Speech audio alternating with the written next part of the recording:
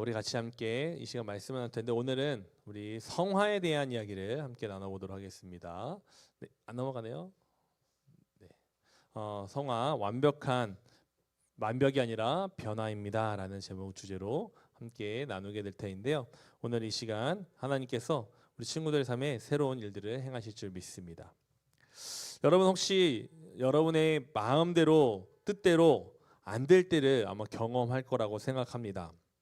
괜찮은 줄 알았는데 갑자기 불안해질 때 있어요, 없어요? 시험 공부 열심히 좀 했어요. 이제 좀 괜찮겠다 싶은데 어젯밤 그러고 잤어요. 근데 시험 당일날 딱 됐을 때 막 마음에 내가 진짜 한 게 맞나? 내가 다 기억한 게 맞나? 막 이런 불안함 들 때 있습니까, 없습니까? 있죠. 그리고 막 마음이 예민해지고 떨리게 되고 또 어느 때는 우리 생각하고 마음이 다른 친구들의 어떤 말로 인해서 흔들릴 때가 있기도 합니다. 혹시 우리 친구들 인사이드 아웃 2 봤어요? 봤어요? 재밌게 봤나요? 이게 뭔가 싶어서 봤나요? 목사님도 되게 재밌게 봤는데요. 이 영화는 한 소녀 라일리의 머릿속 그리고 마음속에 있는 이야기를 아주 재밌게 풀어내는 이야기이죠. 원래 라일리 안에는요, 기쁨, 슬픔, 버럭, 까칠, 소신 같은 이 감정들이 있었는데요. 그런데 점점 이 라일리가 여러분들처럼 청소년기가 되면서 성장하면서 사춘기를 지나면서 그것과 다른 새로운 경험해보지 못한 감정들이 막 들어오는 것을 보게 됩니다. 특별히 불안이라는 감정이 들어와서 이 라일리의 생각과 마음을 확 사로잡는 일들이 일어나는데요. 이 불안이라는 이 감정은 조용히 있는 감정이 아닙니다. 이 라일리를요 계속 불안하게 만들어서 내가 어떻게 하면 더 잘할 수 있을까 막 그 생각과 마음을 갖게 하고 또 실수하지 않게 만들려고 합니다. 또 그 영화에 보면 친구들한테 인정받고 싶어하는 것들을 이 불안이라는 요소를 통해서 감정을 통해서 가지게 되죠. 사람들에게 버려지지 않고 싶어하는 마음을 갖게 합니다. 그런데 문제는 이 불안이 점점 이 라일리의 마음을 다 끌고 가기 시작한다는 거예요. 다른 감정들도 있는데요. 이 불안이 가장 강력해서 이 라일리의 마음을 다 끌고 가는 거예요. 기쁨도 밀어내고 다른 감정들도 다 밀어내고 라일리가 어떤 사람이어야 하는지까지 자기가 이 불안이 다 결정해 놓으려고 하는 모습을 영화에서 보게 되죠. 결국 라일리는 점점 더 긴장하고 더 무리하고 더 흔들리게 되는 모습을 영화에서 보게 되는데요. 이 영화가 참 많은 사람들에게 단순히 어린아이들 뿐만 아니라 우리 청소년 친구들 또 어른들에게도 굉장히 공감을 많이 받게 되었습니다. 왜냐하면 우리도 이 라일리가 같은 감정이 있기 때문에 그렇습니다. 우리 안에도 기쁨만 있는 것이 아니죠. 불안도 있고 질투도 있고 부끄러움도 있고 인정받고 싶은 마음도 우리 친구들 마음속에 다 있어요. 그런데 가끔은 그 감정들이 내 마음을 너무 크게 끌고 가서 내가 나를 컨트롤하지 못하고 나를 잘 알지 못하게끔 이끌어갈 때도 있다는 것입니다. 그럴 때 우리는 한 가지 생각에 도착하게 되는데요. 그게 뭐냐면 나는 왜 이럴까라는 생각이에요. 나는 왜 도대체 변하지 않지? 나는 왜 그렇지? 우리 예수님을 믿는 친구들 이제 앞으로 이런 생각도 하게 될 거예요. 예수님을 믿는데 왜 나는 여전히 흔들리고 왜 불안하고 왜 힘들지? 이런 생각을 할 수 있다는 거죠. 여러분 오늘 하나님 말씀은 그런 우리에게 완벽에 대한 이야기, 완벽하라라고 말씀하시는 것이 아니라 우리에게 변화의 삶으로 인도하고 있음을 우리는 깨닫게 됩니다. 우리가 함께 성화라는 것을 오늘 만나게 될 텐데 이 성화는요 기독교인에게 있어서 예수님을 믿는 우리들에게 있어서 굉장히 중요해요. 아니 오히려 예수님을 믿게 된 사건보다 굉장히 더 중요할 수 있습니다. 왜냐하면 예수님을 믿는 사건은 예수님 내가 구원받았다라는 그 의미는 한 번의 한순간에 우리가 확신으로 이루어집니다. 근데 우리가 거기서 뿅 하고 하나님 나라 가는 게 아니라 어떻게 해요? 계속해서 내가 살아가는 삶의 자리에서 살아가야 합니다. 그래서 그 삶을 천국 가는 그때까지의 삶을 뭐라고 얘기하냐면 성화라고 교회는 이야기한다는 거죠. 그래서 우리는 이 성화를 잘 배워야 하는데요. 성화는 결론부터 얘기하면 완벽함을 이야기하는 것이 아닙니다. 완전함을 얘기하는 완벽한 것을 얘기하는 것이 아니라 변화하는 것을 이야기한다는 것을 여러분이 기억했으면 좋겠어요. 성화는 예수님을 믿는 사람이 성령님의 도우심으로 날마다 하나님 안에서 새로워지고 예수님을 닮아가는 모습을 이야기하는 거예요. 오늘 우리가 읽은 로마서 12장 1절 2절 말씀을 통해서 하나님이 우리를 어떻게 변화시키는지 잠깐 살펴보겠습니다. 먼저 첫 번째로 결심이 아닌 자비에서 그 성화가 시작되는 사실을 우리는 기억해야 합니다. 오늘 우리가 함께 읽은 말씀에 보면 1절에 이렇게 얘기해요. 그러므로 형제들아 내가 하나님의 모든 자비하심으로 너희를 권한다 라고 얘기합니다. 그러면서 이 바울이 되게 유명한 사람이에요. 진짜로 이 바울과 같이 위대한 사람은 세상에 없을 것이다 말할 만큼 하나님을 위해서 생명과 삶을 다 바쳤던, 우리가 감히 도전할 수 없는 삶을 살았던 사람이 바울입니다. 그런데 이런 바울은요, 누구든지 얼마든지 사람들에게 나처럼 열심히 해라라고 말할 수 있는 그러한 사람이었어요. 그런데 바울은요, 사람들에게 열심히 하라고 정확하게 이야기하지 않습니다.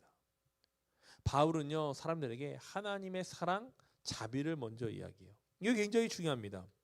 여러분, 우리가 어떤 좋은 사람, 더 나은 사람 이렇게 변화되려고 하면 세상은요 어떻게 말하냐면요, 노력하라고 그래요. 아침부터 일찍 일어나서 뭘 하고 저걸 하지 말고 이렇게 하면서 너가 스스로 결심하고 움직여야 할 수 있다. 결심에 대한 이야기를 참 많이 하는데, 교회에서는요 우리의 결심보다 하나님의 자비와 사랑과 은혜를 먼저 이야기합니다. 왜냐하면 우리는 하나님이 원하는 그 완전함, 그 더 좋은 사람이 되기 위해서 우리의 힘을 할 수 없다는 것을 알고 있기 때문에 그래요. 하나님이 우리를 먼저 사랑하셨기 때문에 가능한 일인 것입니다. 하나님이 우리를 먼저 용서하셨기 때문에 가능한 일인 거예요. 많은 사람들이 오해하는 부분이 있어요. 어른들이 이렇게 얘기하는데, 야, 내가 성공하면 교회 갈게. 내가 지금 이 문제 해결되면 내가 좀 더 나아지면 교회 갈게. 이렇게 얘기하는 분들이 좀 있습니다. 교회 잘 다닌다가도 어려운 문제 있으면 교회 안 나오고, 또 마음이 좀 괜찮아지면 교회 나온다고 얘기하고, 이렇게 갈팡질팡하면 다니시는 분들이 있는데, 여러분, 하나님께 나와 예배하는 삶, 하나님이 원하시는 성화의 삶은요 그런 게 아니에요. 내 결심과 내 노력으로 만드는 것이 아니에요. 하나님께서 우리에게 은혜를 주십니다. 은혜를 주시는데 은혜 받을 만한 사람에게만 주시는 것이 아니라, 우리가 지금 비록 약해도 부족해도 연약해도 우리가 좀 죄된 모습을 있어도 하나님은 동일하게 우리에게 은혜를 주신다는 거예요. 우리가 필요한 모습대로, 하나님이 필요한 그 모습 그대로 나오라고 말씀하고 있는 거예요. 왜냐하면 하나님은 우리의 삶에 충분한 은혜와 사랑을 주시는 분이시기 때문에 그렇습니다. 그래서 우리는 기억해야 돼요. 우리가 이렇게 나와 예배하는 이유, 우리가 내일 시험이어도 교회 나와서 찬양하고 예배해야 되는 이유, 이렇게 하는 이유는요, 우리가 우리의 삶이 하나님의 사랑으로부터 시작할 수 있기 때문에 그렇습니다. 여러분, 이 시간 하나님의 사랑을 마음껏 누리는 저와 여러분이 되기를 소망합니다. 두 번째로, 여러분, 성화라는 것은요 내 삶의 제어판을 통째로 하나님께 드리는 거예요. 여러분, 여러분의 삶을 누가 통제합니까? 누가 제어합니까? 물론 주어진 환경에 따라서 움직이죠. 학교 등교 시간 있어요, 없어요? 있어요. 학교 등교 시간까지 등교를 해야 돼요. 그리고 그 학교에 가면요, 여러분은 어떤 스케줄에 따라 움직입니까? 학교에서 정해준 수업 스케줄 따라 삽니다. 그렇죠? 9시부터 9시 50분까지 수업, 9시 50분부터 10시까지 쉬는 시간, 그리고 10시부터 2교시 하면서 밥 먹는 시간도 정해져 있고, 여러분이 학교에서 끝나는 그 시간까지 정해져 있는 거죠. 물론 그런 것들이 정해져 있는 삶을 삽니다. 물론 어른이 돼도 마찬가지예요. 어른이 돼도 직장 생활하면 출근 시간이 있고요, 퇴근 시간이 있고요, 또 정해진 스케줄과 일의 그 과정들을 맞춰서 살아가기도 합니다. 그런데 여러분, 그렇게 맞춰져 있지만 결국에는 그 삶을 선택하고 도전하는 것은 누구냐? 우리예요. 우리. 내가 그 삶을 선택한다는 거예요. 우리가 그 삶에서, 그 시간 속에서 우리를 통제합니다. 내가 그 수업에 참여해야지. 그 수업에 참여해서, 여러분, 수업에 참여하면 열심히 공부해요? 한순간도 선생님에게 눈을 떼지 않고 공부합니까? 딴 생각 안 하고? 저도 미안하지만 친구들 고등학교 때 참 많이 잠들었어요. 고등학교 때 어떻게 하면 잠을 잘까? 어떻게 하면 안 걸리고 잠을 잘 수 있을까? 많이 생각하면서 연구하고 살았던 것 같아요. 어느 순간 선생님들이 포기하기 시작합니다. 그냥 내버려둬요. 자는 친구들. 그렇게 있었던 시간들도 있습니다. 우리가 똑같은 일상의 생활 시간들이 주어진 대로 살아가는 것 같지만 사실은요, 우리가 우리의 삶을 결정하며 살아간다는 거죠. 여러분의 삶의 제어판이 여러분께 있다는 거예요. 여러분, 그런데 우리가 완전하고 하나님을 기뻐하는 좋은 사람이 되기 위해서는 이 삶의 제어판을 주님께 드려야 합니다. 다른 말로 하면 여러분, 차는요, 어디로 갑니까? 어떻게 갑니까? 운전자가 운전하는 대로 가게 돼 있어요. 지 멋대로 가지 않습니다. 물론 요즘에 자율주행이 있어가지고요, 테슬라 같은 경우는 완벽하게 골목까지 자기가 스스로 간다고 합니다. 목사님도 그게 참 대단한 기술이 같이 보이는데요. 그런데 결국은 그 목적지를 정하는 건 누구예요? 사람이고요, 운전자예요. 여러분, 우리의 삶의 핸들을요, 누가 잡고 있느냐, 이게 중요한데요. 우리는 다 우리가 잡으려고 합니다. 물론 맞지요. 우리가 잡아야죠. 다른 사람이 잡아주면 안 되겠죠. 그런데 우리가 운전을 그러면 잘할 수 있느냐, 잘 도착할 수 있느냐, 자동차 운전하는 것처럼 여기에서 저기까지 가는 그렇게 단순한 것이 우리의 인생이냐? 그렇지 않다는 겁니다. 우리가 운전대를 잡으면 다 똑같이 잘 도착하면 좋겠는데요, 그렇지 않는 모습을 우리는 수많은 삶의 모습을 보면서 조금만 뉴스만 틀어서 봐도요, 분명히 알 수 있습니다. 자, 그렇다면 여러분, 그 운전대를 내가 잡아도 불안하다면 어떻게 해야 될까요? 부모님들은 여러분의 그 운전대를 잡아서 가는 삶이 조금이라도 더 안전하고 더 잘 되었으면 좋겠어 여러분에게 많은 것을 주고 싶어 합니다. 그런데 그렇다고 해서 우리가 잘 되느냐? 그렇지 않다는 거예요. 그런데 하나님께서 우리에게 말씀하신 것이 있어요. 뭐냐면 우리의 삶의 운전대를 맡겨달라는 거예요. 자, 여러분 생각해 보세요. 여러분 차를 타고 여기서 부산을 갑니다. 부산이 한 6시간 걸려요, 철원에서. 여러분 운전하면서 가는 게 편할까요? 뒷자리에 좋은 자리에 앉아서 내가 하고 싶은 거 하면서 경치 보면서 먹을 거 먹으면서 가는 게 편할까요? 여러분은 항상 뒷자리에 앉아서 잘 모르죠. 여러분 6시간을 운전해서 그 시간을 갈 때 앞에서 운전하는 사람과 옆에 혹은 뒤에 자신이 편하게 앉아서 가는 길에 동승하는 사람과의 피로도는요, 완전히 다릅니다. 같은 목적지를 가는다고 하면요, 운전하는 것보다 뒤에 타서 내가 자고 싶으면 자고, 먹고 싶으면 먹고, 밖에 보고 싶으면 밖에 보고, 핸드폰 보고 싶으면 핸드폰 보면 자유롭게 있다가 어느 순간 누군가 나를 안전하게 도착시켜주는 것이 가장 편한 삶이에요. 여러분이 그런 인생을 살았으면 좋겠습니다. 그러기 위해서 여러분에게 중요한 것이 있습니다. 여러분의 삶의 운전대를 믿을 수 있는 분에게 맡길 수 있어야 돼요. 그 누구냐면 바로 하나님이에요. 하나님이 여러분의 삶의 운전대를 맡겨달라고 얘기하십니다. 왜냐하면 여러분이 피곤치 않게 하기 위해서, 여러분의 가장 좋은 곳에 가장 확실하게 안내해 주기 위해서 하나님이 그 운전대를 잡으라고. 그리고 너는 내 뒤에 앉아서 마음껏 누리라고 말씀하십니다. 경치도 보고 먹을 것도 먹고 잠이 피곤하면 잠도 자고 괜찮아. 내가 너를 운전해 주니까 너는 나와 함께 누리며 가라고 말씀하시면서 여러분의 제어판을, 지금 여러분의 운전대를 하나님께서 맡겨달라고 이야기하는 거예요. 여러분, 이것이 바로 성화의 삶입니다. 성화는 내가 무엇인가를 만들어내는 것이 아니라 하나님께 우리의 삶을 맡기는 거예요. 그러면 여러분의 삶을 하나님이 기가 막히게 만들어 가실 줄 믿습니다. 세 번째로, 성화는요, 이 시대를 따라가는 것이 아니라 새로운 마음을 품는 변화를 이야기합니다. 우리는 이 성화라는 것을 때 내가 이렇게 A를 하던 걸 B로 바꾸고 B 하던 걸 C로 바꾸고 이렇게 이야기하는데, 그게 아니라 우리 삶의 기준을 바꾸는 거예요. 이게 뭐냐면요, 2절에 보니까 이 세대를 본받지 말라라고 얘기해요. 근데 여러분 다 뭐 하고 있냐면 이 세대의 것을 배우고 있어요. 학교에서요, 교과서로 배우잖아요. 교과서는 다 뭐냐면 이 세대, 세상의 것을 해요. 집약적으로 이 세상의 것을, 알아야 할 것을 여러분에게 가르쳐 주는 거예요.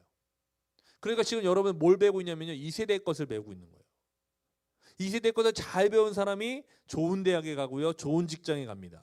지금 이제 뭐 이런 기사도 있더라고요. 나는 박사를 안 한대요.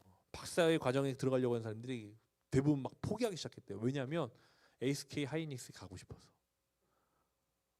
박사 되는 것보다 SK 하이닉스 취직하는 게 더 좋았다는 거예요. 성과급이요. 차, 상대적 박탈감에 지금 온 국민이 지금 다 빠져 있어요. 내 월급이 월급이 아니야. 살 만큼 받을 만큼 받아도요. SK 하이닉스 직원들이 너무 많은 성과급을 받아버리니까 삼성이 그래서 뿔이 났어요. 삼성 노조가. 그래서 40조 달라고 지금 파업한다고 하잖아요. 상대적 박탈감 때문에 그래요. 여러분 세상은 얘기하는 거, 야, 이 세대 거 잘 배워봐. SK 하이닉스 취직해야지. 취직하고 싶어요? 안 하고 싶어요? 하고 싶잖아. 똑같은 한 시간에 예를 들어 누구는요 100만 원을 버는데 우리는 10,000원밖에 못 벌어요. 그러니까 이 세대는요 그 방법을 뭐라고 얘기하면 우리 거를 잘 배우라고 얘기하는 거예요. 그런데요 하나님은 얘기합니다. 우리의 삶의 기준을 이 세대에 두지 말라고 하는 거예요. 여러분 작년까지만 해도 금값이 얼마인 줄 아십니까? 작년까지만 해도 금값이요 30만 원대였어요. 근데 올해 지금 얼마까지 올라갔었어요? 100만 원까지 올라갔습니다. 지금은 80몇만 원대예요. 여러분 금값 여러분 그렇게 뛸 줄 누가 알았습니까? 목사님이요 옛날에 샀을 때는요 18만 원이었어요. 한 돈에. 지금 막 7분의 1, 8분의 1밖에 되지 않았는데 어느 순간 그 금의 값이가 확 올라가 버렸어요. 은도 올라가고요. 누가 그렇게 알겠어요? 또 몰라요. 금값이 언제 똥값이 될지. 여러분 이 시대의 값은요 변해요. 절대적인 값이 없어요. 이 시대에 가치 있었던 일이요 10년이 지나면 가치 없는 일이 됩니다. 이 혼돈 속에요 수많은 사람들이 갇혀서요 고통스러워요. 목사님 얘기했잖아요. 목사님 친구가 대기업에 지금 팀장이에요. 잘 살아요. 잘 받고요. 근데 그 친구가 뭐라고 얘기하냐면요. 야, 나 행복해라고 얘기하지 않아요. 나 10년 뒤에 어디 있을까? 뭐 할까? 걱정해요. 너 그 10년 뒤 나 이제 어떻게 하고 살지? 야, 너 집도 있잖아. 차도 있잖아. 요번에 볼보도 뽑았어, 차를. 야, 좋은 차도 타고. 야, 너 좋잖아. 근데요. 10년 뒤를 모르겠다는 거예요. 이 시대에는요 내가 잘하고 있다고 생각해서 내가 지금 잘 되고 있다고 해서 그 내일이 보장되는 세대가 아니에요. 시대가 아니에요. 하나님은 그걸 얘기하고 있는 겁니다. 여러분 이 시대와 상관없이 여러분이 잘 살고 좋아질 수 있는 방법이 있는데 그건 뭐냐면 여러분의 기준을 하나님께 두는 거예요. 왜냐하면 여러분 기억하세요. 하나님은요 과거에도 계시고요 지금도 계시고요 미래에도 계시는데 하나님의 가치는요 과거 현재, 미래, 어느 시대도 상관없이 어느 장소에도 상관없이 어느 문화권에서 상관없이 변함이 없으십니다. 그것이 바로 하나님의 가치입니다. 그 하나님이 우리의 삶의 기준이 되어 주신다고 말씀하고 계십니다. 여러분 여러분의 마음을 이끄는 것은 무엇입니까? 이 세대의 기준입니까? 아니면 여러분을 새롭게 하시는 하나님이 말씀하시는 새로운 마음입니까? 세상 사람들은 얘기합니다. 야, 네 마음대로 해. 야, 네가 지금 제일 좋은 걸 선택하는 게 좋아. 여러분 이렇게 얘기해요. 그렇죠? 워라밸, 잘 사는 거, 오늘 내가 하늘을 누릴 수 있는 거, 물론 건강한 삶을 살기 위하여 필요하죠. 그런데요, 그 이야기가 어디까지 흘러가냐면 네 마음대로 하라는 거예요. 얼마나 충격적인 얘기를 들었습니다. 한 20대 청년이요, 50대 아저씨한테 갑자기 길 가다 침을 뱉어버린 거야. 여러분 이해할 수 있어 없어요? 20대가 50대 아저씨한테 침을 퇴 하고 뱉어버린 이유가 없어. 그 아저씨가요 참았어. 얘기합니다. 하지 마. 그렇게 사람한테 하는 거 아닙니다. 하지 마. 그런데요 거기다 내가 힘을 또 퇴 하고 뱉어버린 거야. 여러분 이해됩니까 안 됩니까? 이해돼야 안 돼요? 안 되잖아. 근데 더 놀라운 건요 그 옆에서 말리려고 했던 사람을요 엎어치기를 해요.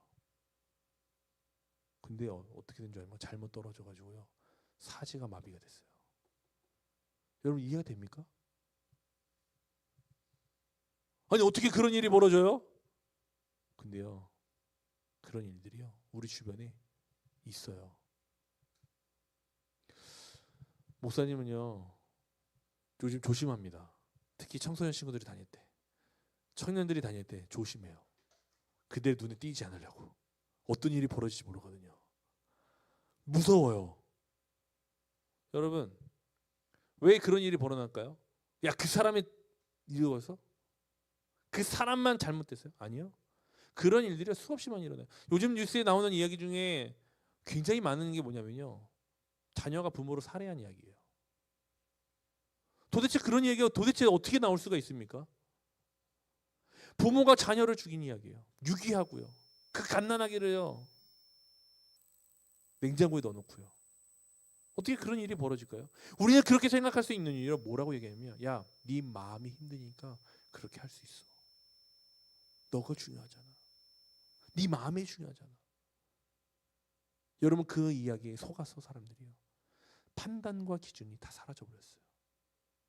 여러분 이 세대 배울 겁니까? 여러분 이 세대에 그런 사람들과 같이 아무렇지도 않게 살아갈 수 있습니까? 여러분 우리는 이제 새로운 마음을 품어야 돼요. 이 세대를 본받는 것이 우리 삶에 좋은 일이 아니라는 것입니다. 인사이드 아웃 2에 보면요, 불안이 라이에게 말합니다. 야, 너 더 잘해야 돼. 너 실수하면 안 돼. 인정받아야 돼. 뒤처지면 안 돼. 세상 사람들이 이렇게 말 잘하고 있는데 너는 왜 그러는 거야? 불안하게 만들었어요.